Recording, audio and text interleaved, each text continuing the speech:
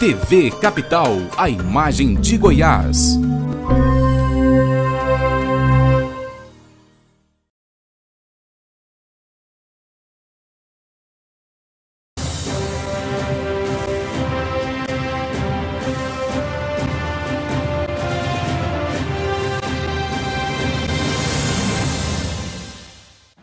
Olá, boa noite para você, começando pela TV Capital, canal 32, também pela NET, canal 21 e pela rede mundial de internet, né? www.tvcapitalgoiania.com, mais uma edição do Jornal Argumento. E hoje a gente dá início a uma rodada de entrevistas com os pré-candidatos à Prefeitura de Goiânia. Hoje nós recebemos com muita alegria o deputado federal pelo PTB e pré-candidato do partido também à Prefeitura de Goiânia.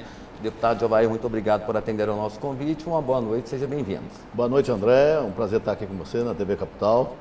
E vamos discutir com você, com seus telespectadores, com a nossa entrevistadora, os problemas da cidade. Ok. Conosco também a jornalista Valéria Aquino. Valéria, bem-vinda mais uma vez e boa noite. Boa noite, André. Boa noite, deputado. Boa noite a todos que estão em casa.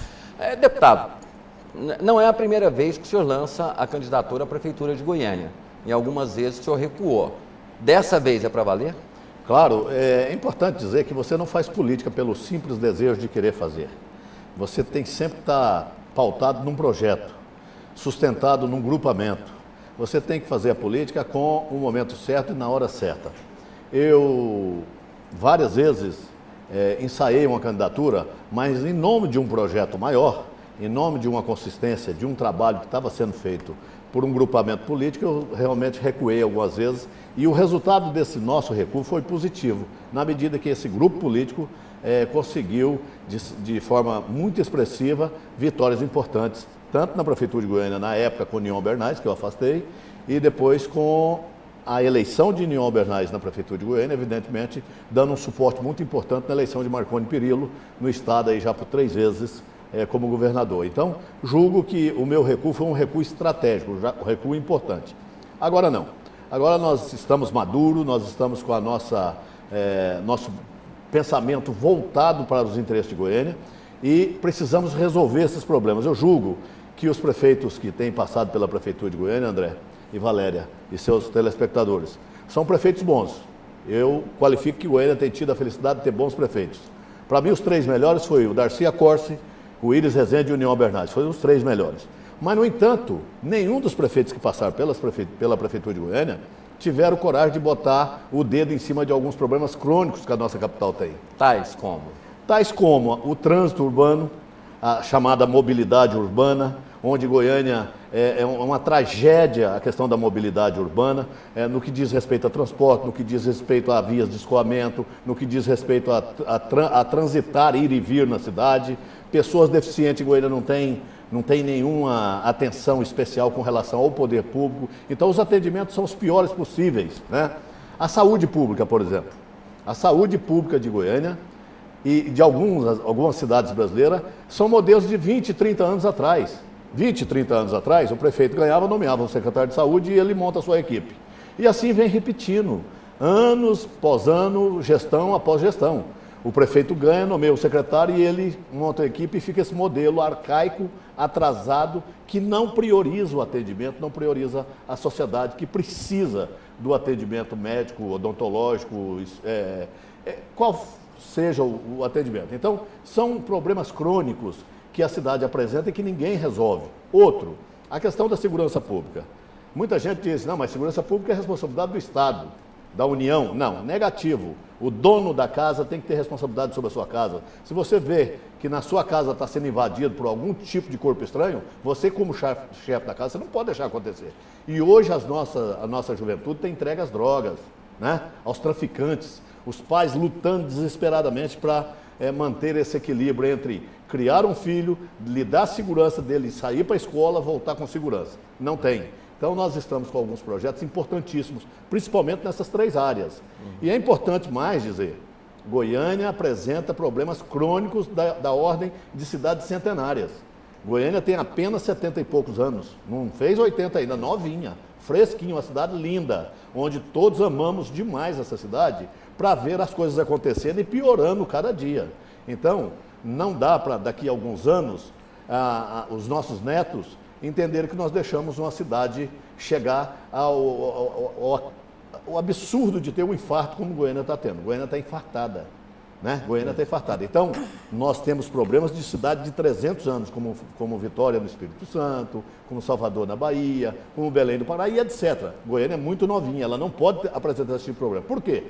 Porque os planejamentos são feitos muito minimamente. E quando são feitos, mais para correr atrás do que ficou, do que os outros não fizeram, do que para avançar. Então, nós temos que correr atrás desses problemas, resolvê-los e fazer um planejamento para 30, 40, 50 anos para essa cidade. Não pode ser um planejamento imediatista, não pode ser. Voltando um pouco na pergunta, deputado, eu tenho dito aqui que eleição após eleição, ou cai o interesse do Estado em ter um município, ou cai o interesse de bons candidatos serem candidatos à Prefeitura de Goiânia. As duas últimas eleições mostrou isso. Nós tivemos uma última, por exemplo, onde Iris Rezende disputou quase que sozinho uma reeleição. Por que essa falência de nomes? É imposição de partido? A que o senhor atribui essa falência de nomes para administrar Goiânia? Acho que é uma coisa boa para ser discutida hoje, né? Nós temos a dificuldade de montar uma candidatura a prefeito em cidades. Quanto maior a cidade, mais difícil é. O tempo de televisão que você precisa, que é importantíssimo, você precisa de 5 a 7 minutos para levar na televisão no horário gratuito, e é essa a grande campanha de uma cidade como Goiânia. 70% da campanha de Goiânia é feita na telinha e no rádio, no serviço de rádio. Então, se você não tiver um bom tempo de televisão, você não consegue. E aí os donos do poder, vamos dizer assim, os que dominam hoje a massa política do Estado de Goiás, de certa forma, trabalham no sentido de não deixar que pequenos partidos ou que boas ideias possam surgir através da campanha que tem que ser registrada. Para você ter uma ideia, o meu partido, o PTB, nós temos diariamente, no máximo 2 minutos. Só o PTB sozinho vai ter no máximo 1 minuto por dia. Né? Então, significa que o nosso tempo de televisão é muito pequeno.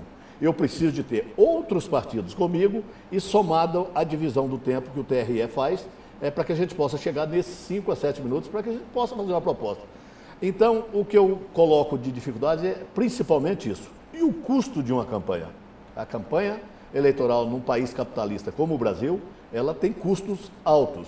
Então você começa uma campanha como essa, sem saber como é que vai terminar, você tem que buscar os recursos, você tem que buscar os apoios, você tem que buscar as alternativas para chegar no eleitor e mostrar para o eleitor que a proposta que você está fazendo é uma proposta que é exequível, né? Então, muito em razão disso, mas eu estou muito entusiasmado dessa vez, porque já temos alguns partidos políticos conversando conosco, já temos a busca de recursos especificamente para a campanha e que possam ser feitas doações no momento oportuno para que a gente possa atender os compromissos a tempo e hora e o candidato ficar com uma certa liberdade de poder visitar as pessoas ou na sua casa, ou na sua rua, ou através da televisão para mostrar que a sua proposta é a melhor para a cidade. O senhor fala em união de partidos. O PTB foi o primeiro partido a apoiar a candidatura Marconi Perillo enquanto senador e empenhou e levou até o fim.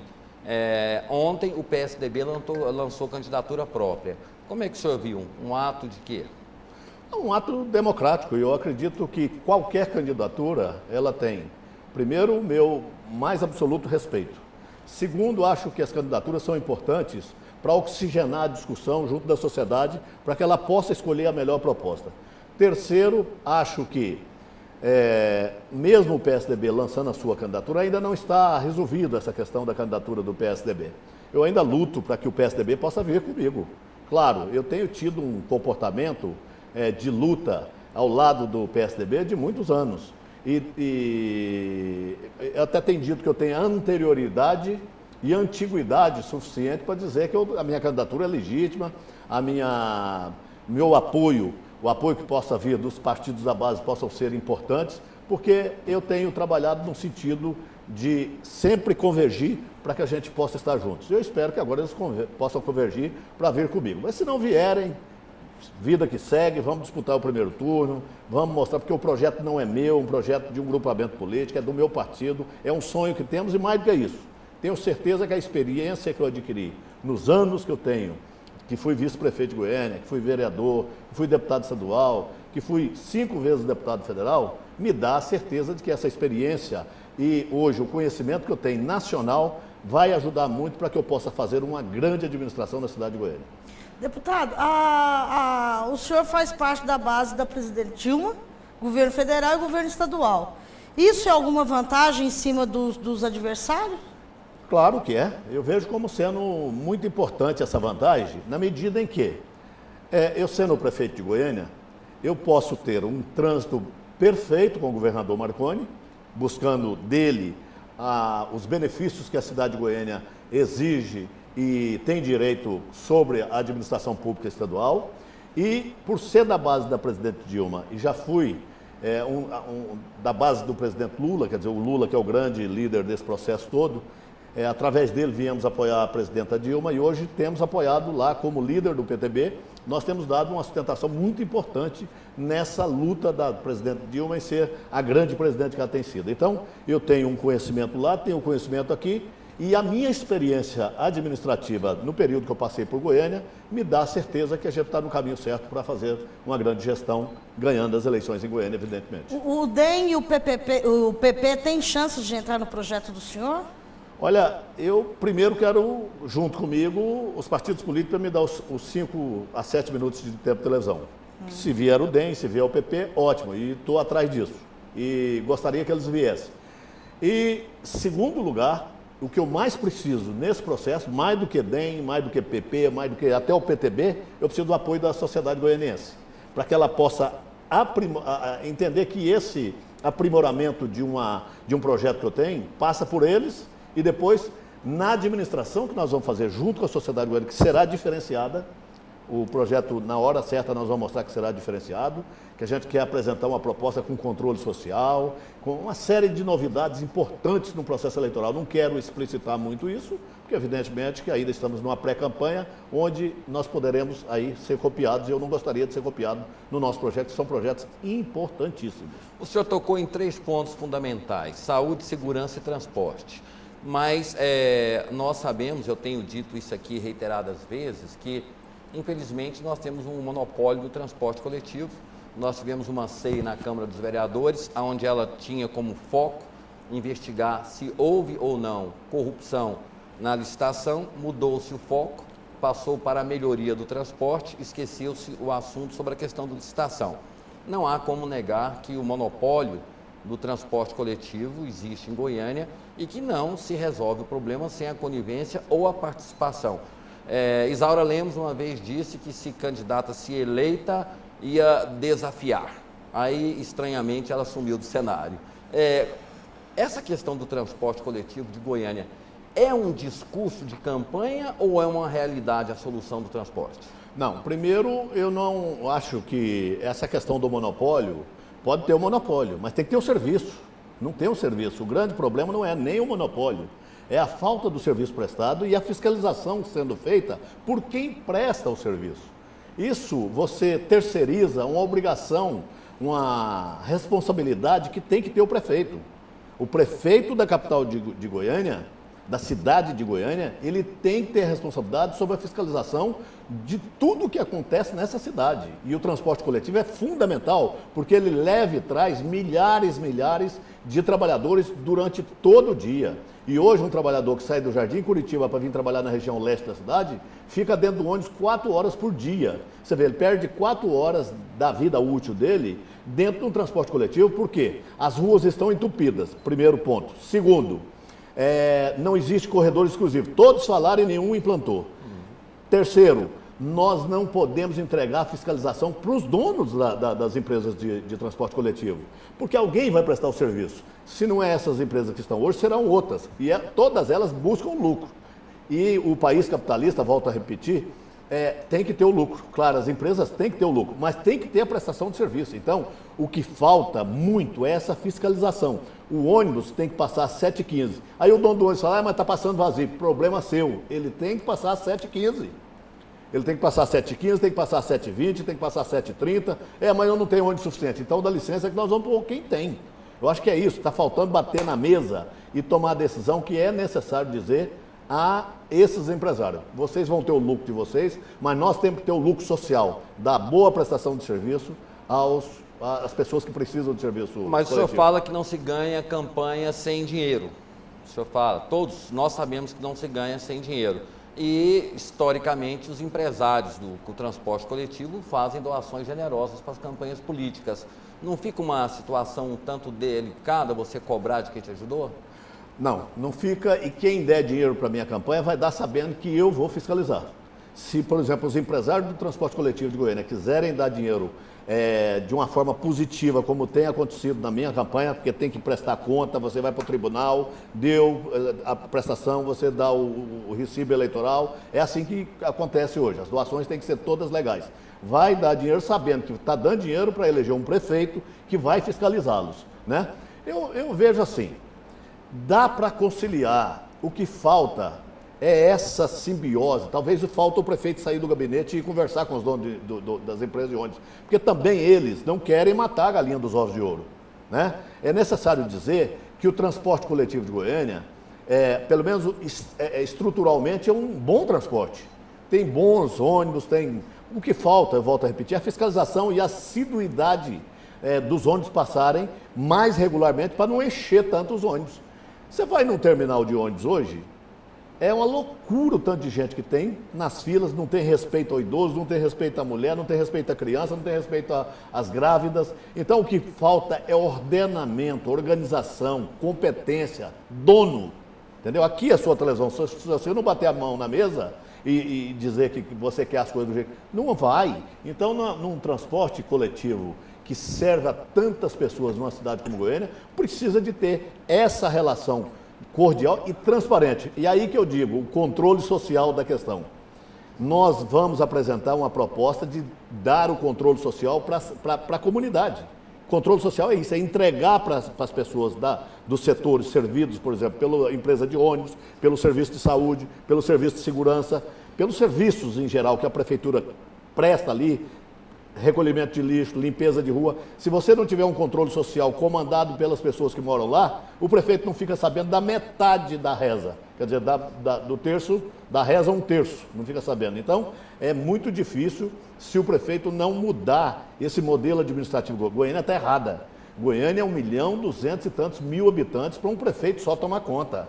Você tem que criar as regiões administrativas, botar o controle social, envolver a comunidade na decisão, envolver a comunidade na dispensa de funcionários, na contratação, de sugestão de contratação de funcionários, de execução de serviços. Então você tem que envolver a comunidade nisso. O que está faltando é isso. O prefeito não pode ficar no ar-condicionado lá no Paço Municipal, uma vez, 2 vezes por semana para ir lá assinar os documentos legais, administrativos que precisam dar fluxo na administração pública, evidentemente que tem, mas ele tem que ter uma gestão participativa com a comunidade e fazer com que isso possa fluir positivamente para ele tomar as decisões mais rapidamente e mais acertadas. Dá para entender, fazer uma leitura que o senhor é a favor das subprefeituras? Total, eu sou totalmente a favor da subprefeitura. Goiânia você pode dividir Goiânia em 10 regiões administrativas, porque se você dividir em 10, por exemplo, você tem 10 Lusiânia, certo? 10 cidades do tamanho de Lusiânia, 10 cidades do tamanho de Tubiara, porque tem 1.200.000 habitantes, então significa que você, partindo em 10, você vai ter 10 regiões administrativas, cada uma com a sua autonomia administrativa, mas centrada em cima da decisão final do prefeito. Isso é fundamental para uma cidade desenvolver mais rapidamente. Não dá para o prefeito ficar no passo administrando o Jardim Curitiba, administrando o Novo Horizonte, etc, etc, etc. Não é possível, né? Então você... dividindo as tarefas e botando o controle social, você tem a aproximação da comunidade da gestão administrativa. Deputado, nós estamos discutindo aqui projetos e os telespectadores estão insistindo aqui em alguns pontos que nos leva a entender que nós tivemos uma eleição presidencial recentemente, muito mais uma eleição municipal do que propriamente uma eleição nacional, né? Houve um confronto direto ali entre Serra e Dilma, numa região centralizada no país, São Paulo, essas coisas. E a questão de projetos e planos ficou muito de lado. A questão, quando você disputa um cargo majoritário, reviram sua vida de baixo para cima. Claro. E é claro que nas eleições, esses assuntos que estão acontecendo em Goiânia, no Brasil, em todos os lugares, também serão debatidos, também serão questionados. Então, assim, algumas perguntas estão chegando aqui e eu vou passar para o senhor porque eu já falei várias vezes, eu tenho respeito pelo senhor porque o senhor tem opinião, fala o que pensa, o que acha. Eu acho que muitos políticos deveriam ter coragem de falar isso, porque pelo menos o eleitor já tem uma certa identificação, porque muitos políticos pregam uma coisa e falam outra. Aí tem uma pergunta aqui, por que deu amnésia nos políticos goianos em relação ao caso Carlos Cachoeira? A gente ia falar isso durante o programa, mas como as provocações começam, eu acho que a gente tem que respeitar o telespectador e falar sobre esses assuntos. Eu tenho plena convicção de que o senhor não tem nenhum tipo de motivos para não debater, que é o tema da mídia, apesar de estar exaustivamente falado, mas as perguntas elas sempre acontecem num programa de televisão. Essa questão aí, eu estou perguntando, se deu amnésia no Carlos Cachoeira, se houve alguma amnésia? Não, amnésia nenhuma. Carlos Cachoeira é um homem empresário bem sucedido, pelo menos no conhecimento de toda a sociedade goiana, não é só meu. É um empresário muito conhecido no estado de Goiás inteiro, que todos conhecem, participam. Goiânia é uma cidade, apesar de grande, é uma cidade muito provinciana com relação aos eventos sociais, né? Então, os restaurantes, os bares, onde se encontram. E eu sempre vi o Carlos Cachoeira, sempre estive, e não nego nenhuma, até a simpatia que eu tenho por ele. Acho que é uma pessoa, até provar o contrário para mim, porque eu ainda não sei o que vai dar isso aí, até provar o contrário para mim, uma pessoa do bem. Agora, se ele malversou a sua vida de tal sorte que lesou os contribuintes brasileiros de alguma forma, problema da justiça, não é problema meu. É problema meu, ao mesmo tempo, quando eu tenho que fiscalizar as administrações públicas. Isso eu tenho feito, tenho trabalhado, tenho, no sentido positivo, trazido recursos para Goiás. E deputado federal não trabalha com recurso, ele pessoalmente. O recurso que ele trabalha é no orçamento da União, ele traz para o Estado, traz para as prefeituras, e quem aplica esses recursos ou é o governador, ou são os prefeitos, ou são as entidades que nós buscamos trazer os recursos. Eu não tive e não tenho nenhum contato com relação à questão profissional ou até de relação pessoal com Carlos Cachoeira, nenhuma, absolutamente. Mas respeito ele, vejo ele como uma pessoa que tem empresas importantes em Goiás, empresas de fabricação de medicamentos, e eu não conheço bem a vida deles, o que eu conheço é até aí.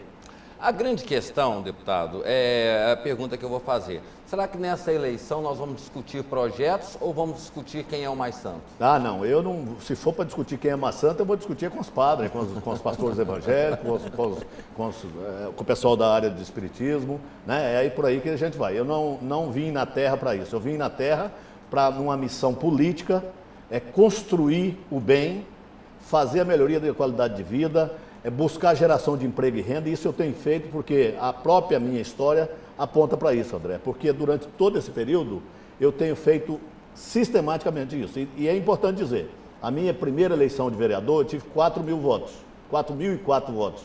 Na segunda eleição de deputado estadual eu fui para 8.800 deputado estadual. Aí saí candidato a vice-prefeito com o Darcy, ganhamos a eleição em Goiânia, fomos vice-prefeito, pude fazer muitas coisas importantes em Goiânia. Por exemplo, o Vaca Brava foi uma obra minha, né? Eu desapropriei a área na época, que era uma área privada, e construímos ali um parque magnífico, um dos mais importantes da cidade. O Parque Vaca Brava, então, foi uma obra minha. Quando o Darcy viajou para Genebra, eu desapropriei aquilo ali e fizemos, eu e o Sullivan Silvestre, fizemos aquele parque ali que é importante para a cidade.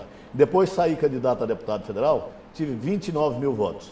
Aí, na reeleição de deputado federal, segundo mandato federal, tive 56.000 votos. Na terceira de deputado federal, 86.000 votos. Na quarta de deputado federal, 102.000 votos. E na última agora, 147.000 votos. Então isso me dá a certeza de que o trabalho que eu faço como agente político concedido pelo povo goiano é um trabalho de busca de resultados. Se for para ficar xingando gente em televisão, dizendo que ele é isso, que ele é aquilo, atacando na vida pessoal, amorosa, seja ela qual for, financeira, eu não participo de processo eleitoral dessa forma. Eu participo se for para ter resultados e buscar resultados positivos para resolver o problema da sociedade. Mas o senhor pode até não atacar, mas tem que se defender. O senhor lançou candidatura numa semana, no mesmo final de semana, uma matéria da revista Veja dizia que o senhor havia cobrado um valor de 4 milhões de reais para indicar uma pessoa no governo federal. Aquilo foi tão rebatido pela própria imprensa brasileira que só um jornal do Brasil, 2 jornais do Brasil repercutiram aquilo. 2 jornais de Goiânia, mas nenhum jornal repercutiu aquilo, tão mentirosa que foi a matéria, tão caluniosa. E eu entendo o seguinte, imprensa tem que ter o direito de publicar o que quiser. Claro que eu me reservo o direito de também poder me defender, né? Agora, não vou ficar explicando que isso, que aquilo. Quem tem que conhecer a vida do parlamentar é a sociedade, que tem que buscar a vida dele qual as ações que ele tem feito, o que ele tem resolvido, como é que ele tem resolvido a sua vida política, a sua vida pessoal. Eu acho que isso tudo faz parte, sim, de uma candidatura majoritária. Agora, digo a todos de Goiânia, com a maior tranquilidade, a minha candidatura e a minha vida é muito tranquila e muito reta para me ter qualquer preocupação com relação a isso. Deputado, o senhor que é da área da saúde, inclusive já foi secretário de saúde em Goiânia, né? Qual a nota que o senhor dá na saúde hoje de Goiânia? A nota de saúde de Goiânia é crítica, né? Hoje a sociedade está num desespero total. De 1 a 10? 5. De 0 a 10. De 0 a 10 é 5. Então está batendo com a pesquisa que o SUS fez, que colocou Goiânia em 5º lugar? É mais ou menos isso mesmo, a situação não é boa, o método é antigo, o método é antiquado, a forma de atendimento da população é um desrespeito ao cidadão, né? O cidadão que procura uma unidade de saúde, ele no mínimo tem que ter um tratamento mais ou menos parecido com o VaptVupt, certo? Tem que ter uma dignidade, um local onde ele possa sentar, esperar. Se tiver de esperar um pouco mais, espere, mas tem que ter dignidade, tem que ter respeito, tem que ser tratado adequadamente. As unidades de saúde têm que ser reformadas num padrão de excelência para receber as pessoas. Por quê? O contribuinte paga e paga bem.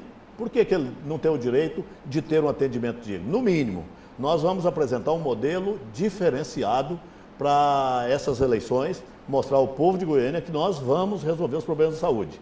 Por quê? Eu já até fui secretário de saúde de Goiânia. O primeiro secretário de saúde de Goiânia praticamente foi eu, né? Naquela época, lá com o União Albernaz, em 1988. Então, naquele momento, o que estava implantando em Goiânia? Estava implantando a Secretaria Municipal de Saúde, que não existia a Fundec. Então, a minha gestão naquela oportunidade era implantar administrativamente essa secretaria. O modelo, André, até hoje é o mesmo, não mudou nada, né? Então, não é possível você entender que em 88 para 2012, né, os métodos e quase que o quadro de pessoal é o mesmo também, e a remuneração muito baixa e a forma de desestímulo total com relação ao setor saúde de Goiânia. É muito ruim o atendimento. Agora, deputado, eu ouvi de uma figura muito próxima à cúpula da saúde em Goiânia, na semana passada, algumas coisas que me deixaram assim um tanto quanto perplexo.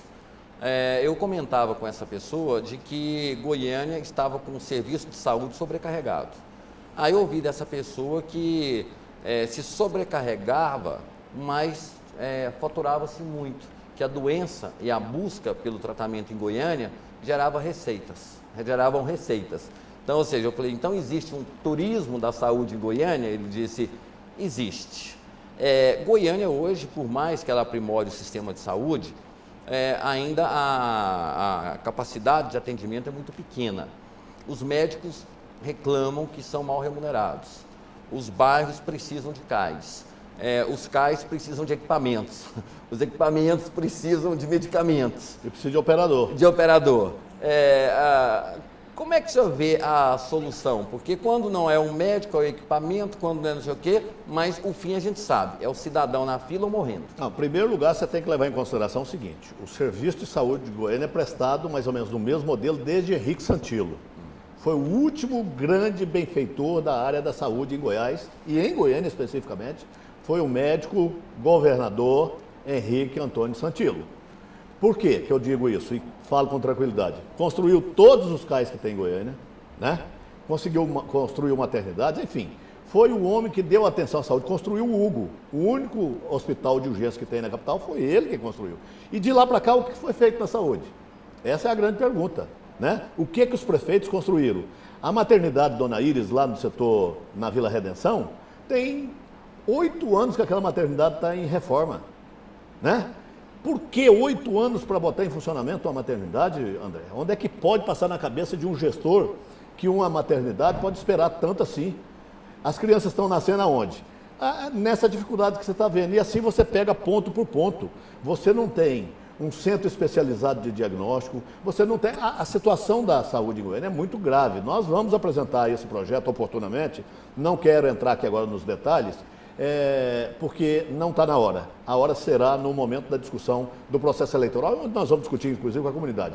Agora eu estou chamando assim, eu estou chamando a você, as pessoas que têm as ideias, que têm bons projetos, que pensam um pouco a cidade de Goiânia, que tem o sacrifício do dia a dia no ir e vir, que tem as dificuldades na área da segurança, que tem um... Então eu estou chamando essas pessoas para vir comigo, para nos procurar, trazer projetos, trazer propostas, para que nós possamos, juntos, melhorar esse projeto que eu já tenho, esse planejamento que nós estamos fazendo. Eu tenho uma boa equipe que está já trabalhando nesse sentido e nós queremos, inclusive, na questão eleitoral desse ano, modificar. Nós não queremos apresentar um projeto pronto, nós queremos fazer sugestões, né? Quem vai decidir o que vai ser feito em cada local, eu falei, é o controle social. Se eu disser que eu já vou estar com isso pronto, eu já estou passando em cima do controle social, né? Então, se nós vamos ter um controle social para 10 cidades de 120 mil habitantes que tem em Goiânia, eu já estaria atropelando os interesses do Jardim Novo Mundo, os interesses do lado do Dergo, os interesses da Campininha das Flores, né? Eu não posso já agora dizer, não, o meu projeto é acabado. Não é acabado, nós vamos apresentar uma proposta de projetos para as áreas todas, meio ambiente, educação, saúde, segurança, principalmente os 3 pontos de estrangulamento hoje da cidade, mas evidentemente que quem vai decidir o que vai ser feito e como vai ser feito lá é o controle social daquela região. O que o senhor está dizendo é mais ou menos parecido com o que o Pedro Wilson tentou implantar, que era um orçamento participativo. Mas o cidadão, ele entende que se reunir com o prefeito hoje significa máquinas trabalhando amanhã. E a gente sabe que as coisas não funcionam assim. É mais ou menos parecido com o que eu e o Darcy fizemos quando nós estivemos à frente da prefeitura. Tem nada a ver com o modelo do Pedro Wilson. O Pedro Wilson gerava muita expectativa e não agia. Na época que eu e o Darcy fomos prefeito de Goiânia, as coisas aconteciam. Não é bem aquilo ainda não, é uma coisa muito mais aprimorada do que aquilo. Nós temos modelos de algumas cidades brasileiras e até fora do Brasil que vamos implantar nessa busca dessa solução em cada região. E isso vai ser, na prática, execuível porque nós vamos apresentar de onde vêm os recursos e como será feito. Você não pode, evidentemente, gerar expectativa que não vai acontecer. Eu, depois de tantos anos na política, não quero, no final da minha carreira política, dizer, você prometeu fazer as coisas e não fez. Graças a Deus, ninguém pode dizer que eu prometi alguma coisa e não realizei na política. Tudo que eu disse que faria pelas cidades que eu represento no estado de Goiás, eu fiz. Por Itubiara, por Porongatu, por Itapuranga, por Acreúna, por Goiânia mesmo, que nós fizemos tanto por Goiânia, por Senador Canedo, por Aparecida de Goiânia, por Abadia de Goiás, enfim, Trindade. Nós temos obra da nossa lavra em todas essas cidades, porque nós apresentávamos a possibilidade e buscamos resolver o problema. Então, na Prefeitura de Goiânia será a mesma coisa. O que nós vamos discutir com a comunidade, nós vamos realizar efetivamente. Muitas pessoas dizem que Jobair Arantes é uma figura, é o presidente do PTB, é um partido grande e que contribui muito mais com a campanha do partido nos municípios do que disputando a Prefeitura de Goiânia. Então, ou seja, tem pessoas que, não sei se é um elogio ou se é uma crítica, que dizem que o senhor, na condição de presidente do partido, o senhor pode fazer o partido crescer no Estado, não sendo candidato. Mas já fizemos, André, nós já fizemos o partido crescer. A minha parcela de contribuição ao crescimento partidário já foi dada, né? E hoje eu tenho substitutos, vamos dizer assim, né? Na política é assim mesmo, você tem que ter substitutos. Aqui na televisão, vocês têm que ter substitutos. Amanhã o André sai e entra outro. Então, no PTB nós temos substitutos à altura. Nós temos o Thales Barreto, que é um deputado estadual atuante de Goiânia, competente, que está fazendo um belo trabalho como deputado. Tem o Henrique Arantes, que é meu filho, que é deputado estadual, que está à frente da Secretaria de Cidadania e Trabalho, que está com a cabeça pronta, que está, vamos dizer assim, intelectualmente pronto para fazer um belo trabalho, está fazendo um belo trabalho. Nós temos o Valcenor Braz, que é deputado estadual. Nós temos o Marluz Pereira, aqui de Aparecida de Goiânia, que tem contribuído muito com o partido. Nós temos o Hilton do Candango, lá no entorno de Brasília, que é deputado estadual. Então, nós temos hoje nomes capazes de assumir o partido e dar essa capilaridade que o partido tem. Sem contar que nós elegemos nas 2 últimas eleições 4 deputados estaduais nas 2 últimas eleições e 2 federais. Então isso significa que a minha parcela de contribuição, e nós temos o partido esparramado no estado inteiro e o partido consolidado. E nessas eleições, no final delas, você vai ver que o partido vai avançar para 25 a 30 prefeitos tranquilamente em todo o estado de Goiás. Uma questão, Valéria, fica à vontade. Ah, tá. Deputado, educação. Como é que ela está entrando nos projetos do senhor? A educação de Goiânia é uma educação hoje avaliada de uma forma mais positiva que a saúde.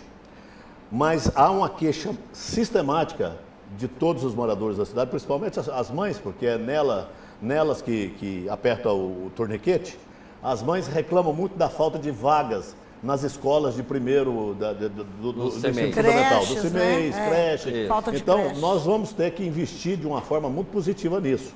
Eu, outro dia, já conversei com o novo ministro da Educação, falei para ele que sou candidato em Goiânia, inclusive contra o candidato que é do partido dele, que é o atual prefeito, e que certamente eu tinha e quero buscar a oportunidade de ser o prefeito de Goiânia. E em sendo prefeito de Goiânia, eu tenho algumas tarefas importantes para ele. Ele, de uma forma muito positiva, foi uma conversa muito boa, e nós vamos trabalhar no sentido de trazer essas escolas, essas creches, enfim. O modelo que a gente vai apresentar para cada um desses setores vai estar, no momento oportuno, sendo registrado num cartório. Nós vamos fazer isso de uma forma bem transparente, registrar no cartório todas as nossas propostas. São propostas para serem trabalhadas junto do controle social. Aí você... apenas para reforçar a questão de repartir a cidade ou de ter as regiões administrativas, né? A realidade do centro de Goiânia é uma. O centro de Goiânia tem quantos mil habitantes? A realidade da Vila Nova, setor universitário, é outra. A realidade de Campinas, setor Coimbra, etc., é outra. A realidade do Jardim Curitiba, do Floresta, do Novo Horizonte, enfim, né, do Caravelas, são outras realidades que precisam ser discutidas. Por isso que passa pelo controle, essa história do controle social, entra até essa discussão, né? A forma de fazer. Dinheiro na Prefeitura de Goiânia tem?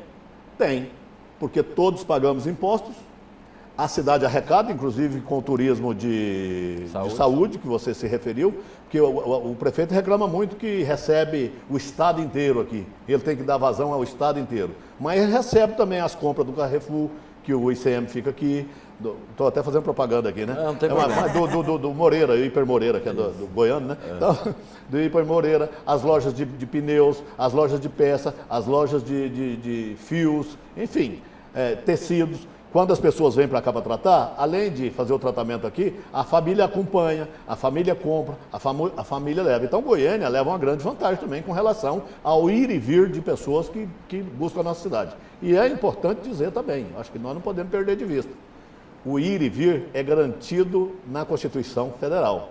Se eu quiser sair daqui e comprar em São Paulo, eu vou. Se eu quiser ir comprar em Uberlândia, eu vou. Se eu quiser comprar em Goiânia, eu vou. Então, as pessoas compram onde querem e buscam o tratamento onde quer. Aí, isso ainda não foi regularizado pelo SUS. O dia que o SUS regularizar isso, falar, não, definitivamente não pode mais, tem que ter uma carteirinha do SUS, que ela vai ser...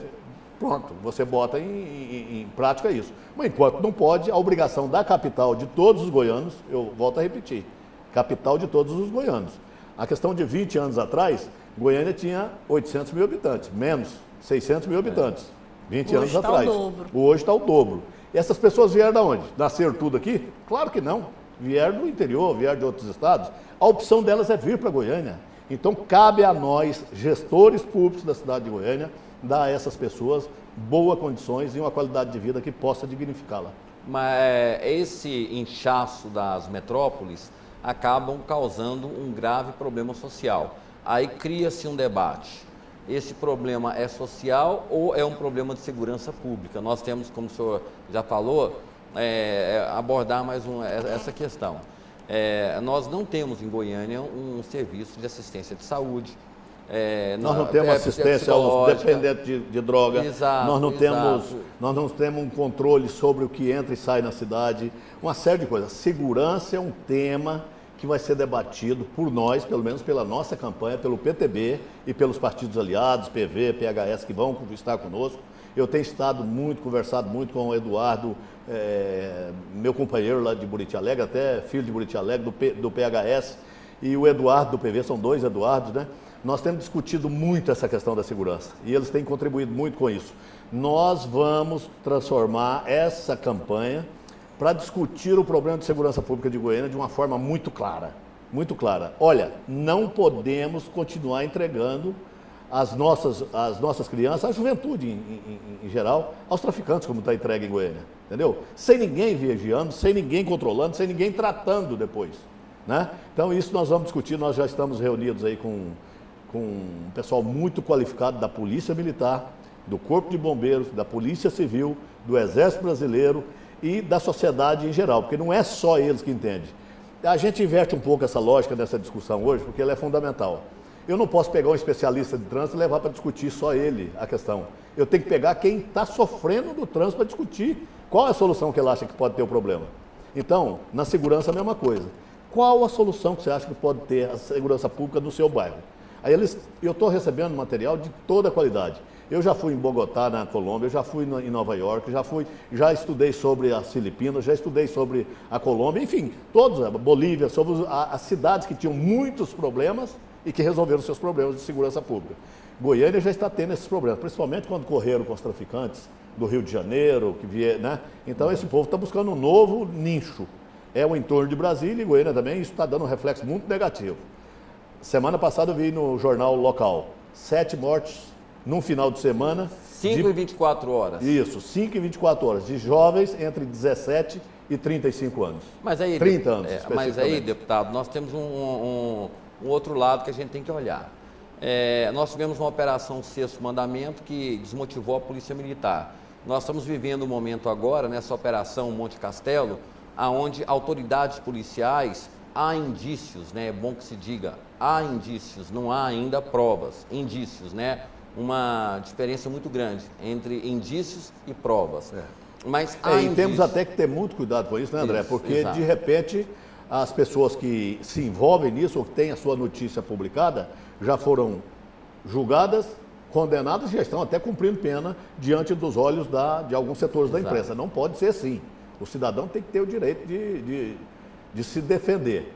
Essa questão do Sexto Mandamento mesmo, ficou provado que a Polícia Federal fez uma pirotecnia total e que agora o que está acontecendo? As pessoas estão sendo inocentadas daquelas questões. Então nós temos que tomar muito cuidado com tudo isso, mas nós não podemos também perder de vista que precisam ser resolvidos os problemas.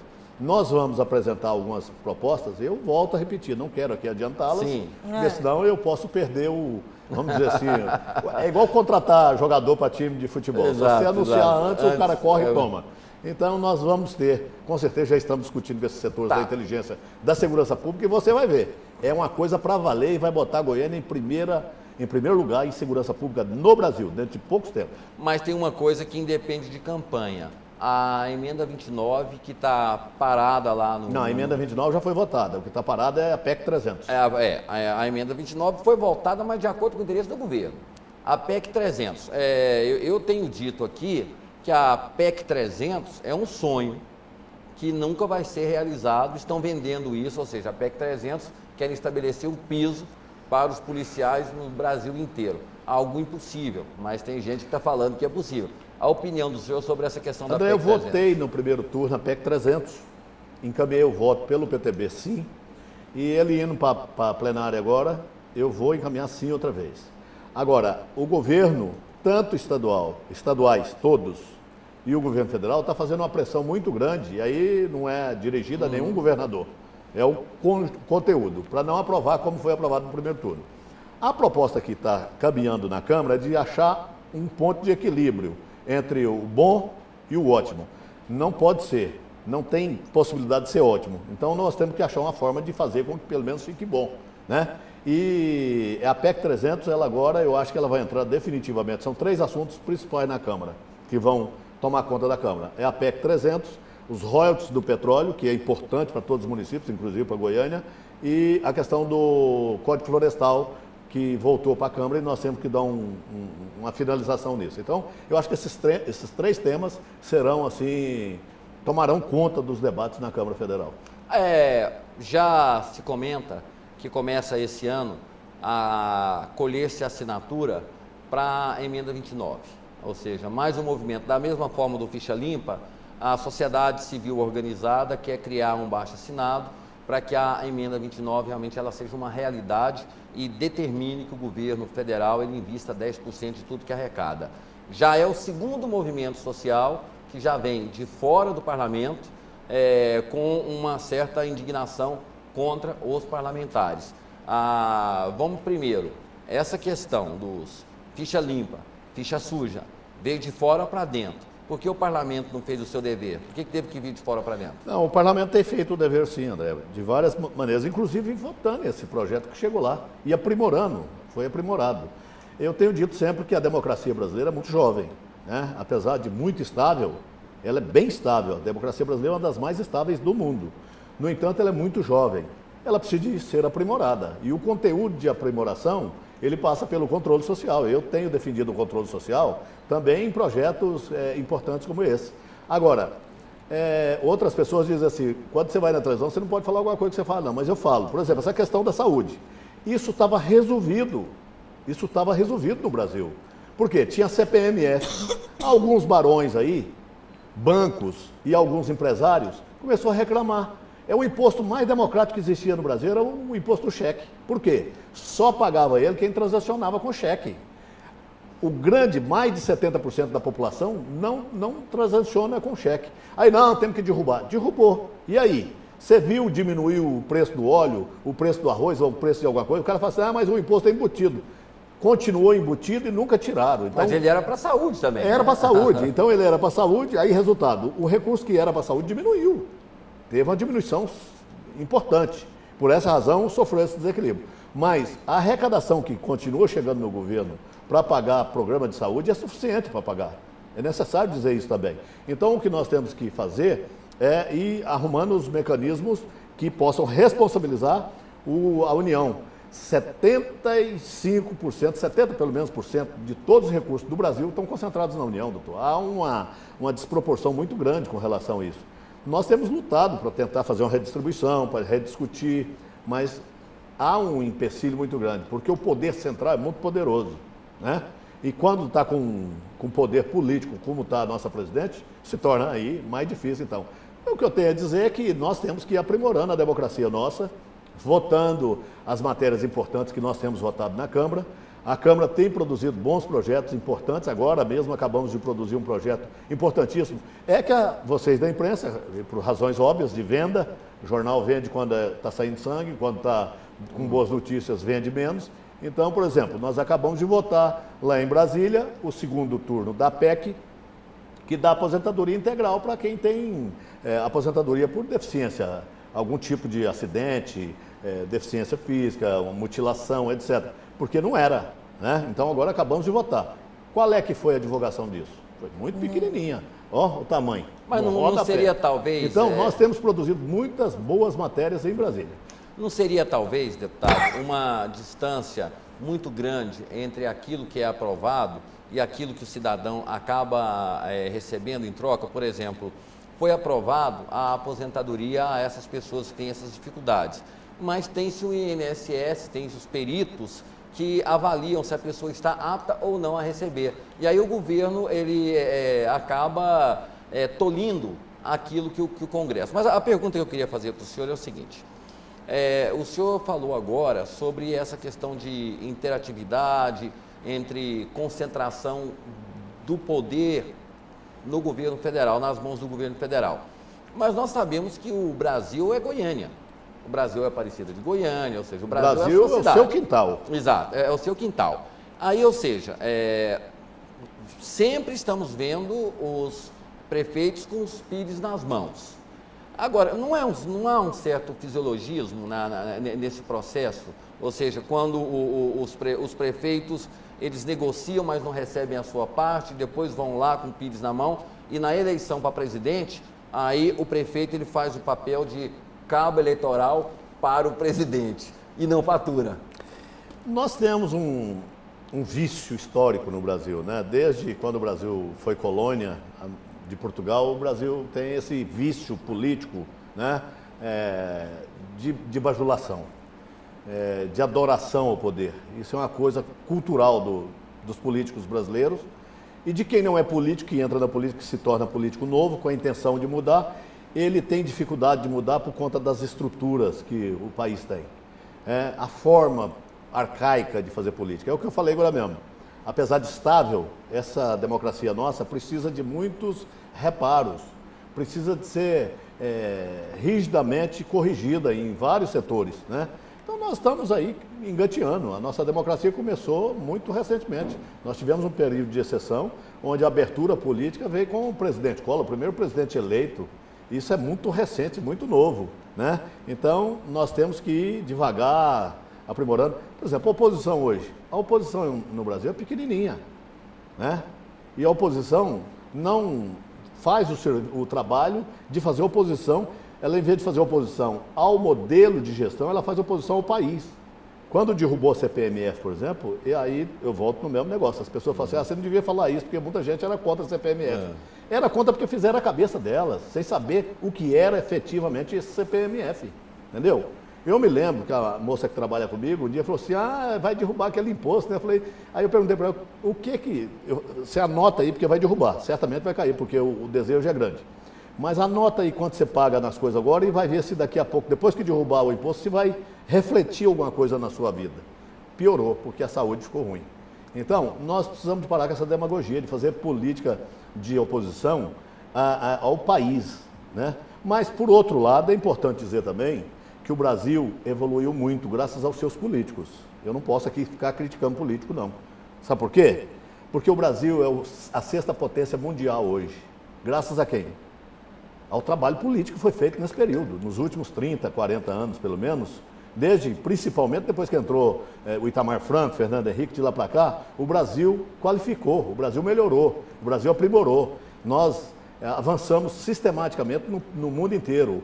Então, nós somos bem avaliados hoje por agências internacionais de avaliação de capacidade de um país, porque o Brasil está na política certa. E se está na política certa é porque os bons Mas aí é um paradoxo, né, deputado? É um paradoxo. Nós somos a sexta maior economia, mas nós temos problemas de países claro.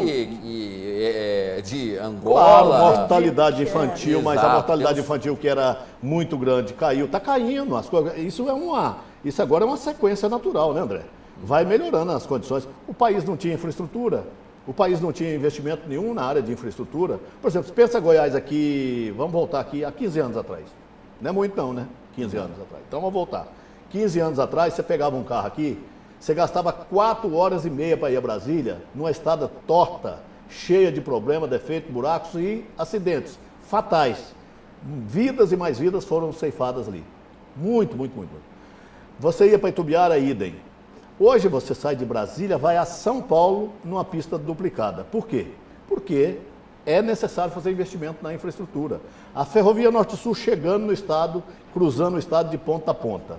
Melhora para exportação, melhora no emprego, melhora tudo. Nós estamos agora, a bancada federal, por exemplo, de Goiás, que é uma das melhores bancadas, eu não canso de repetir isso, uma das melhores bancadas de deputados e senadores do Brasil, nós estamos agora duplicando em direção a Jataí, né? Uma obra da mais alta importância que vai ligar Goiânia, vai ligar Brasília, Goiânia, a Jataí, em pista dupla, de alta qualidade, com segurança. Você vê os viadutos que estão sendo construídos aqui na saída de Goiânia, né? Aqui na região ali dos Ferros Velhos, para frente, né? Passando pelo Parque João Brás, indo em direção à Abadia de Goiás ali, a Guapó, são inclusive com viadutos de segurança, né? As pessoas falam, pô, mas que exagero de obra. Não, não é exagero não, é segurança, para não deixar matar tantas pessoas como matam a rodovia com velocidade. Então, as coisas têm acontecido no Brasil e acontecido de uma forma positiva. Mas a arrecadação de impostos, ela está crescendo mais do que os benefícios. Não, mas ela Nós cresce. estamos arrecadando mais. Aí eu te dou a razão total. Aí é desumano. O imposto no Brasil é 45% da sua produção vai para imposto, né?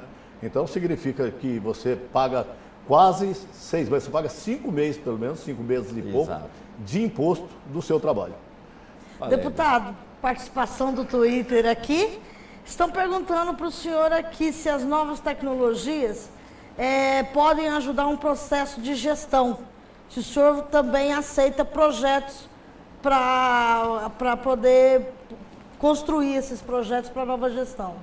Escuta, Valéria, quem não se entregar e não aderir às tecnologias modernas, está morto. Não pode nem continuar vivendo na Terra, porque a tecnologia ela é tão rápida, a evolução é tão tecnológica, é tão rápida no mundo, e no Brasil, evidentemente, que nós não vivemos isolados hoje, se você não estiver totalmente inserido em todas as redes sociais, na busca da tecnologia enquanto equipamento para modernizar a administração, enfim, todos. Um aparelho de tomografia é aderir a uma tecnologia moderna. Exatamente. E cada dia saem novos aparelhos que resultam na qualidade do atendimento, em salvando vidas, em melhorando a qualidade de vida. Isso até agiliza o atendimento, claro, né? Até quem não eu aposto total na tecnologia. Outra pergunta aqui, desculpa, deputado. Estão perguntando se o senhor se inclui no projeto de educação Universidade de Goiânia. Olha, isso é um projeto, inclusive, do Henrique Arantes, né? O Henrique Arantes entrou com um projeto quando era vereador, sobre a questão da universidade goianiense, vamos dizer assim. Uma faculdade que pudesse ser municipal para atender o filho dos pobres, etc. Mais ou menos no modelo que o Marconi Perillo fez ao UEG, no estado, e que deu certo, né? É um tema que nós estamos botando na discussão, né?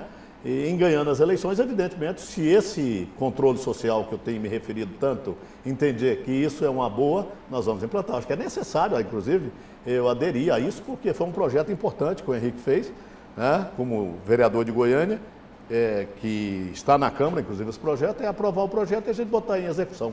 A forma de ter uma faculdade municipal para dar atendimento aos filhos das pessoas menos, com poder aquisitivo, com menor qualidade, com uma menor possibilidade de poder aquisitivo, desculpa o telespectador, de vez em quando a gente troca as palavras, mas é importante que a gente possa atender o maior número de pessoas carentes. As pessoas carentes aí têm dado demonstração que é importante a gente apostar nelas. Você viu agora o primeiro menino com Down que passou agora na faculdade. Exato. Foi um show, emocionou a todo o estado de Goiás, a todo o país, né? Nós todos goianos e todos os brasileiros ficamos muito emocionados com aquilo. Tá, nós temos outros temas para podemos abordar. Tem aqui a participação, as leis que acabam com a impunidade um dia saem? Pergunta do telespectador. Olha, essa questão de lei ela é gozada. O que falta no Brasil não é lei, o que falta no Brasil é fiscalização. Eu vou te dar um exemplo simples, prático. Você pega seu carro aqui, André, entra nele, vai lá em Porto Alegre. Você não vai ser parado uma vez na rodovia. Existem leis de fiscalização que permitem você ser abordado. Estou dando exemplos. As leis que nós votamos e que estão aí para serem cumpridas são de melhor qualidade. Inclusive, há um Instituto Internacional de Avaliação de Leis que apresenta o Brasil como um dos melhores produtores de leis. A lei trabalhista, por exemplo, brasileira, são poucos países do mundo que têm a lei trabalhista. E essa, felizmente, é fiscalizada porque foi criado, talvez, o único país do mundo que tem uma lei trabalhista e que tem um Ministério do Trabalho, que tem uma delegacia do trabalho, que tem uma justiça do trabalho também. Então, essa justiça do trabalho fiscaliza as leis trabalhistas, faz com que elas sejam executadas, né? Não estou dizendo que para isso precisa criar um ministério ou criar um ministro, uma área da justiça para cada área específica da sociedade. Mas o que falta é fiscalização. As fiscalizações e as denúncias populares e dos órgãos de imprensa são muito importantes para fazer com que as leis possam ser efetivamente cumpridas nesse país. Aí nós voltamos àquele velho questão, que nós vamos falar um pouco mais sobre isso, mas nós estamos vivendo em Goiânia uma situação atípica. Nós temos aí denúncias contra o prefeito de Goiânia sobre a questão do mutirama, sobre a questão do paço municipal, de áreas aí que tinham que ser desafetadas, essas coisas todas assim. Aí fala-se de fiscalização, mas se confunde fiscalização, indícios com... Denuncismo. O tal do denuncismo pelo denuncismo. A questão hoje que Goiânia está vivendo, ou seja, o prefeito Paulo Garcia passa por um momento de dificuldade, porque existem várias aí denúncias, poucas provas, mas perante a opinião pública, ou pelo menos aquelas pessoas que não estão ligadas diretamente à política e ficam sabendo de histórias interpretadas, de que há corrupção no governo. Como é que é a situação, sabendo que temos uma tal de uma lei 866, que ela impõe uma série de restrições ao gestor público, e aí começa-se a questionar essas coisas. Por exemplo, como é que o senhor está vendo essa situação hoje do prefeito Paulo Garcia em Goiânia? ajuda o senhor, ajuda Goiânia, ajuda o cidadão? De que forma isso está contribuindo esse debate? Olha, não ajuda ninguém, não ajuda ninguém. É ruim para a cidade, é ruim para o prefeito. Não acredito que isso possa ser um elemento que eu possa usar dele para alavancar a minha candidatura, por exemplo. Não farei isso jamais, né? Se eu puder ajudar o prefeito, e tem ajudado trazendo recursos para cá, por exemplo, a Avenida Leste-Oeste é recurso que nós trazemos de Brasília, né, que está construindo uma avenida importante da cidade, e muitas das outras obras que tem em Goiânia são recursos que trazemos. Então, se eu puder ajudar dessa forma, eu ajudo. Aí alguns dizem, mas é obrigação do deputado fiscalizar e denunciar. Não, é obrigação dos órgãos de controle, né? Existem órgãos de controle, por isso o deputado vota. Por isso nós criamos o Tribunal de Contas da União, por isso existe a AGU, CGU, enfim, existem os órgãos de controle, existe o Judiciário, existe o Ministério Público, cada um na sua, né? O que precisa efetivamente é cada um fazer a sua função. Nós vivemos numa colmeia, né? Existe a abelha rainha, né? E a partir daí, cada um tem a sua função dentro dessa colmeia. Um tem que ir buscar a flor, cada um tem que beijar a flor, trazer. No formigueiro a mesma coisa, né? Existe cada um com a sua função. Existe quem protege o formigueiro, existe quem carrega a folha, quem faz o controle. É assim, a sociedade tem que ter, mesmo a sociedade que fiscaliza, tem que ter os órgãos, cada um cuidando da sua área. Eu não vou jamais utilizar dos erros que porventura o Paulo possa ter cometido. Eu vou discutir com o Paulo o seguinte: está mal a saúde, né? Mas não vou discutir, está mal porque comprou um medicamento errado. Não, né? Eu não vou discutir isso com ele. O que tem que discutir com ele é que o atendimento é péssimo, que não está bom, essas coisas. É no sentido de melhorar, de aprimorar, de qualificar. Porque eu ganhando as eleições, eu vou fazer assim. Se você ganhar, se ele ganhar a reeleição, que ele possa usar isso como um instrumento para melhorar a sua administração. Jamais para destruir o cidadão, que é um homem, pai de família, do bem, e que eu não vou entrar nessa área, você não vai me ver nessa seara. O senhor, eu disse aqui, uma pessoa retuitou agora, eu disse que o senhor é uma pessoa de opinião, e o senhor é uma pessoa de personalidade, mas criou-se um estigma, criou-se uma forma de passar para o cidadão algumas alianças que não são entendidas como pacto pela governabilidade. O senhor, se eleito prefeito, como é que vai ser a relação do senhor com a Câmara, já que a gente sabe que ali existe uma política franciscana com os vereadores? O senhor vai ser linha dura, vai ter essa mesma postura, ou o senhor vai fazer um pacto pela governabilidade? Não, vou ter o tratamento que eu tive quando fui vereador, né? Vou dar o tratamento de quem quer o melhor para a cidade. Vou buscar o tratamento de quem precisa colaborar com a cidade. E vou dar a eles a oportunidade de eles participarem efetivamente de um processo de mudança administrativa em Goiânia.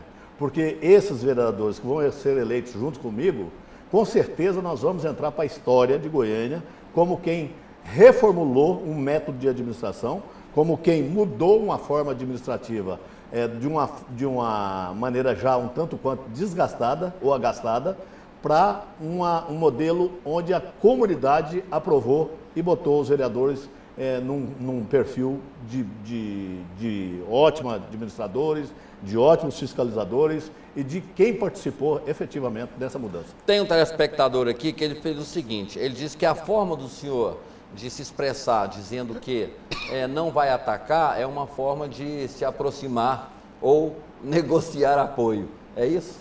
Não, esse é o meu jeito mesmo. Eu quero o seu apoio, quero o apoio dos partidos políticos, com a minha verdade. Eu não posso buscar uma verdade que não seja a minha interna, do meu coração. Eu tenho que falar o que o meu coração pensa, eu tenho que falar o que eu sou. Eu, por exemplo, historicamente, muita gente me critica, dizendo, você não pode estar tão ligado ao Atlético Goianiense, você é político. Por que não? Essa é a minha forma de ser. Eu sou ligado ao Atlético Goianiense porque sou apaixonado pelo clube. Como o outro é pelo Goiás, a gente respeita. Nós vivemos numa comunidade onde cada um tem as suas virtudes e os seus defeitos. Nós temos que saber conviver com isso, né? E não é por essa razão que eu estou aqui agora abrandando a situação de outro, eu estou apenas colocando a minha opinião, e eu vou sempre colocar dessa forma positiva, que você me conhece há muitos anos, André. Eu não vou, se precisar de mentir nessa campanha para ser eleito, eu não vou ser eleito, eu vou falar a verdade. O cara pergunta para mim um assunto sobre o bairro dele, eu vou falar o que eu penso sobre o bairro dele na hora. O que pode ser feito? Eu vou falar. Mas você vai desagradar o setor dos evangélicos, ou você vai desagradar os espíritas, ou você vai desagradar os católicos. Não, negativo. Nós temos que agradar o interesse da sociedade, coletivo. Por exemplo, eu vou te falar uma coisa. Nós vamos apresentar, na nossa campanha, projeto de desapropriações de setores de ruas de Goiânia, que as pessoas que vão ser desapropriadas já vão dizer, não vou votar nesse cara, não, vai desapropriar meu cantinho aqui. Por que eu vou apresentar? Porque a sociedade, o coletivo é maior do que o individual. Nós temos que discutir isso. Você vem lá do setor, lá do Balneário Meia Ponte para Goiânia, é uma loucura. Você vem pela Goiás Norte que é cheia, ou você não vem. Você entendeu? Então, como é que pode ser resolvido? Você tem que abrir essas avenidas. A cidade está infartada, está com problema. Todo mundo sabe o que é infarte. O infarto, né? O infarto do miocárdio, todo mundo sabe o que é. O André sabe. Então, o André já teve. Então, é um fumante veterano, igual algumas pessoas que reconhecem, que não para de fumar e vai entupir nas veias. Goiânia aconteceu isso, Goiânia foi entupir nas veias. Goiânia está entupida e infartada. Você está no centro de Goiânia, André? Você quer ir para Vila Nova? Tem 3 passagens. Você ir para Vila Nova, setor universitário, região leste. Aí você está no centro de Goiânia, quer ir para Fama, Morias, você tem 2, 3 passagens. Você quer ir para Campininha das Flores? Tem 2, 3 passagens. Então Goiânia está infartado. Como é que pode uma cidade sobreviver assim? Vai estourar. E como é que vai estourar? Não morre porque é a comunidade que toca. Mas o corpo humano morre, a cidade não morre, mas dá o caos. Nós temos uma situação, a Valéria daqui a pouco com os Twitter dela, o prefeito Maguito Vilela fez o mesmo discurso que o senhor está fazendo agora, lá em Aparecida. E a população está cobrando e ele está dizendo, olha, essas obras de grande impacto passam pelos recursos federais. E aí, o município, ele tem verba para obras de impactos tão importantes como essa que o senhor está dizendo?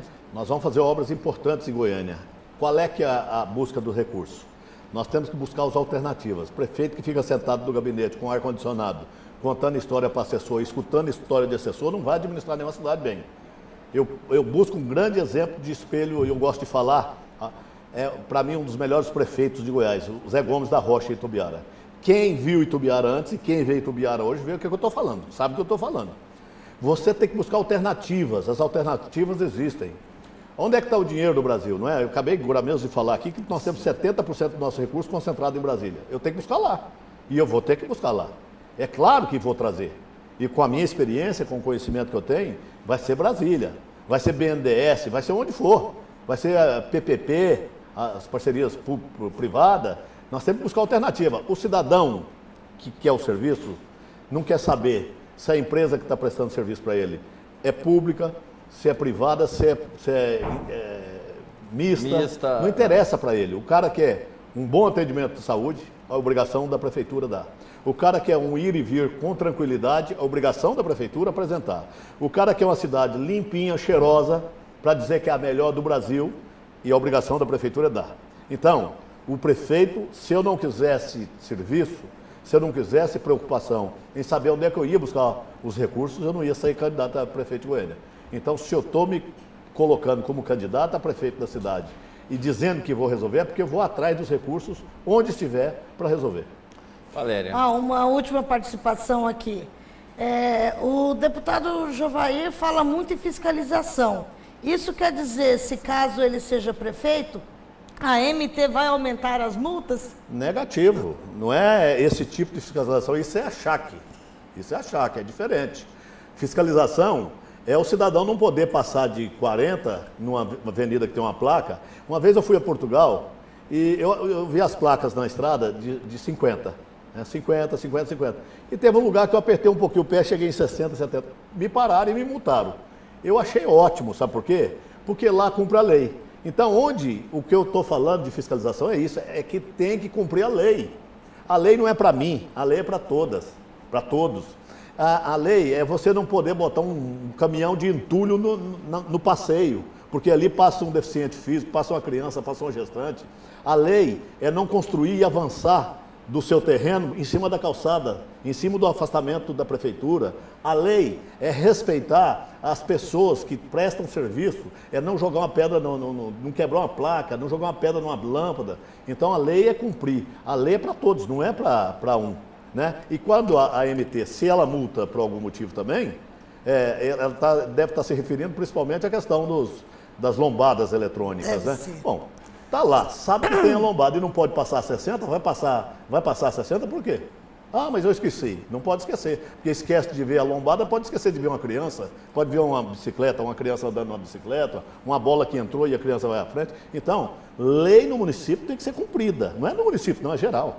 Um abraço para o pessoal do Observatório Político, ou o Político, né, que nos acompanha sempre aqui pelo Twitter. Está faltando a sua participação, conforme combinado. Coloca o telefone aí no vídeo para que o pessoal possa ligar e participar aqui do programa também. Deputado, não tem como a gente não deixar de falar sobre esse assunto, Carlos Cachoeira. Para o estado de Goiás,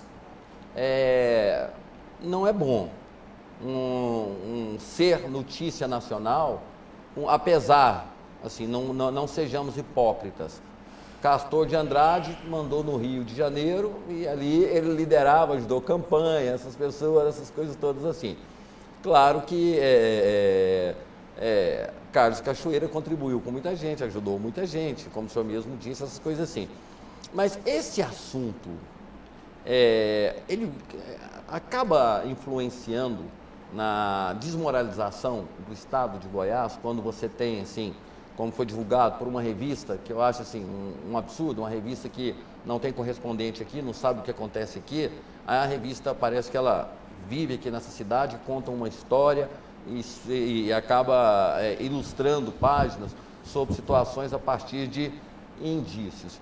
Esse esquema que até então fala-se, Carlos Cachoeira, é prejudicial para o estado de Goiás? Olha, André, é muito negativo a forma que dão enfoque no processo. Mas nós temos que levar em consideração algumas coisas importantes. Por exemplo, o Carlos Cachoeira vive livremente em Goiânia quantos anos? É um homem da sociedade goianiense. Logo, quem é que tem a obrigação de saber que ele tem qualquer tipo de comprometimento judicial ou ilegal, etc? Quem tem? Se você vai num restaurante, encontra com ele, ele te dá o telefone, ou pede seu telefone, liga para ele, conversa com ele. Qual é o problema? Qual é o problema? Se o Carlos Cachoeira fosse um traficante de alta periculosidade, ainda assim os políticos podem correr o risco de repente receber um telefonema. Você sabe que o meu telefone, por exemplo, é 24 horas ligado. Eu atendo todo o telefone no Bina, você vê o número, mas você não sabe quem é. Não tem fotografia e não está falando esse cidadão que está te ligando tem comprometimentos com isso ou com aquilo. A vida não é assim, do jeito que as revistas, quando pegam, querem mostrar, né? O Carlos Cachoeira, eu volto a repetir, é um empresário muito bem sucedido em Goiás. A história dele ele é sócio da Teuto, ele é sócio, tem uma parte de um laboratório grande de Anápolis, outro laboratório não sei o qual, ele é dono da Vitapan, então, é um empresário que tem negócios em Goiás e bem sucedido. Então, as pessoas que têm negócios e são bem sucedidas, você vai correr delas? Você vai correr para perto de quem então? Você vai discutir com você. Quando se descobre que tem qualquer coisa e aí constatou a veracidade dos fatos, aí você se reserva o direito de falar ou não. Eu não nego amizade, nunca neguei com ninguém, entendeu? Tem amigos, falam assim, não fica andando falando que é amigo daquele cara, ou andando que é cara, não. Não, amizade você não nega. Ou você tem um amigo ou você não tem. Você conversa com as pessoas ou não conversa. Qual o problema de você conversar? Qual o problema de você receber telefonema, de você telefonar? Não vejo, essa hipocrisia não me pega. E essa questão de ser uma apuração muito fechada, não se dar nomes, são 38 políticos. Aí começa aquela coisa assim, fulano. Pois aquela. Isso. Como é que é sigiloso? O judiciário, tá? Na opinião do senhor, o judiciário agiu correto nessa operação? O judiciário sempre, eu acredito na justiça. Eu sempre acredito na justiça. O que eu não acredito é nas pessoas que têm, como na justiça, no Ministério Público, na política, em toda a sociedade, existe gente boa e gente ruim. Né? Em todos os setores. Sim. Então, quando fala que um processo desse está correndo ao segredo da justiça e começa a vazar nome, o fulano falou com o cicrano, isso está errado aí. Então não está em segredo de justiça. Como é que está em segredo de justiça se já estão divulgando nomes? E ao divulgar o nome, conforme o enfoque que dão, o cidadão está condenado e já está cumprindo pena, sem nem saber se ele tem qualquer culpa, né? Então a gente tem que ter muita muito cuidado com isso. A hipocrisia não pode sobrepor a razão, entendeu? Não pode sobrepor a razão. Um aspecto, inclusive eu já falei sobre esse assunto aqui, é o comandante Sérgio Katayama. Na minha opinião, uma decisão nobre dele, né, de colocar o cargo à disposição, e tem contra ele uma pseudo-gravação onde ele pede uma moto. Então, ou seja, daí já criou-se uma situação ao ponto de um cidadão ter contribuído tanto com a Polícia Militar no estado de Goiás, está vivendo hoje dias de reclusão moral. E é um homem pelo menos do que eu conheço, o Coronel Katayama, é um homem da melhor qualidade, da melhor estirpe, de respeito, de grande prestação de serviços à sociedade goiana, não goianiense, a goiana. Então é um homem que, no meu entendimento, é acima de qualquer suspeita. E provar o contrário, eu tenho certeza que não conseguirão. O senhor fala de uma democracia jovem, mas estamos incorrendo erros de democracia de Gestapo. Essa é coisa de Gestapo. Aí sim, a Polícia Federal no Brasil tem feito essas operações de uma forma muito espetaculosa, né? Muito espetaculosa. Spielberg, né? Uma coisa assim. E depois acaba que dá problema.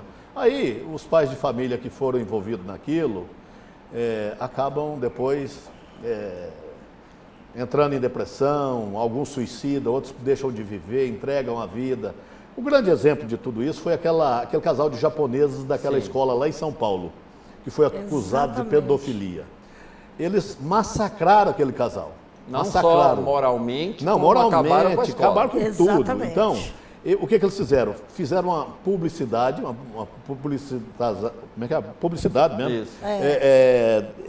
Muito excessiva do processo, mostrando que eles tinha problema de pedofilia, que não sei o quê. Depois, o Ministério Público, que fez as ações, e a Polícia Federal, que fez as ações, pediram desculpa numa notinha desse tamanho de rodapé, mas o que aconteceu?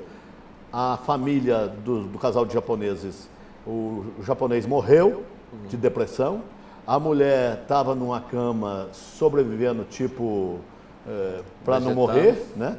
E acabou a escola, acabou tudo, acabou a vida, a família toda, alguns mudaram do país.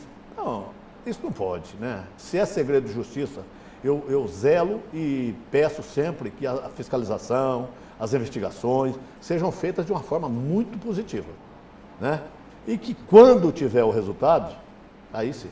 Aí leva para júri, leva para júri, a democracia é assim. Exatamente. Leva para júri e condena. Até aquele cara do FMI lá nos Estados Unidos sofreu esse tipo de perseguição também. Depois descobriu que a mulher já tinha feito aquilo anteriormente e repetiu com ele. Nesse aspecto, deputado, nosso tempo está terminando já. Estamos evoluindo para onde? Porque pouco se debate, pouco se discute melhorias e o papel do Ministério Público hoje é muito mais de denunciar do que fiscalizar. Muitas ações, no caso daquele Lindenberg e outras tantos, que o Ministério Público ele fala, não nos autos, mas ele fala com a imprensa. Como é que o senhor vê o papel do Ministério Público? O meu caso, dessa publicação minha mesmo da revista Veja, o Ministério Público falou com a revista, não falou comigo. Nunca me procuraram para perguntar, escuta, alguém falou que você fez isso, isso e isso. Você fez? Nunca. Jamais. E eu sou um cidadão que gosta de colaborar. Se tiver necessidade de ir em qualquer lugar para falar, eu vou. Qual o problema? Mas aí a surpresa é que quando você fica sabendo, está publicado na revista. Ao contrário de falar nos autos, de discutir os autos, chamar, solucionar, não, querem uma publicidade excessiva até para buscar holofotes. Isso é muito negativo, isso não convém. Essa operação, então, o senhor não foi chamado? Nunca fui chamado. Absolutamente. Nunca fui perguntado, escuta, o que você acha disso? Né? Isso tem que ser feito assim. Agora, está um senador da República, Demóstenes, sendo colocado aí, por quê? Ué, ele é casado com uma pessoa que é ligada à família do rapaz. Como é que ele fala com ele por telefone? Por que não falar? Deputado, infelizmente estourou o nosso tempo, né? Mas entrevista para nós muito produtiva. Obrigado, uma boa sorte na pré-campanha, que se torne uma campanha que nós tenhamos bons candidatos para que possamos escolher o melhor. E se for o senhor que já atenda ao povo que precisa tanto. Obrigado, uma boa noite, senhor deputado. André, eu quero me colocar inteiramente à disposição da sua televisão, da TV Capital, que é uma TV nova, que está lutando com muito sacrifício para manter, mas está se mantendo num alto nível de informações. A você, a Valéria, toda a sua equipe, e dizer que eu estarei sempre à disposição, precisando de qualquer debate, qualquer discussão. Se quiser fazer um debate com os pré-candidatos, com os candidatos, no momento oportuno, como presidente de partido, como deputado, como pré-candidato a prefeito, como cidadão, eu sempre estarei à sua disposição. E quero parabenizar mais uma vez pela forma muito independente e livre que você tem feito os seus debates aqui, inclusive os esportivos, que vai começar daqui a pouco. Começa, o Luiz Antônio já tá aí. Tem uns apaixonados do Vila Nova aí hoje, que deve estar com um sorriso até a beirada da orelha. Eu estou também feliz porque o Vila reage de uma forma positiva. E tem um brabo aí que é o Luiz Antônio com o Marcão. Ele não aceita o Marcão no Atlético. O Luiz Antônio é demais, ele precisa de entender. Ô Luiz Antônio, você entende bem de Bíblia, você é muito bom nisso. Eu tenho visto suas pregações, mas quando você fala do Marcão, você está falando errado. Valéria Aquino, obrigado, boa noite. Obrigada, deputado. Obrigado para você de casa. Um abraço. Ok, e assim chegamos ao final de mais uma edição do Jornal Argumento. A todos vocês, nosso muito obrigado. Esperamos ter contribuído aí. Não queremos aqui debater denuncismo, né? O Brasil não precisa desse tipo de política que a gente já superou há tanto tempo, né? Nós precisamos de soluções. O povo precisa de ação, de solução e principalmente de resultados. E o nosso trabalho é esse. A gente vai continuar aqui entrevistando os pré-candidatos, trazendo sempre as melhores propostas para a cidade de Goiânia, para você que mora no seu município, e também nós vamos estar debatendo. Muito obrigado, fiquem todos com Deus e até domingo que vem.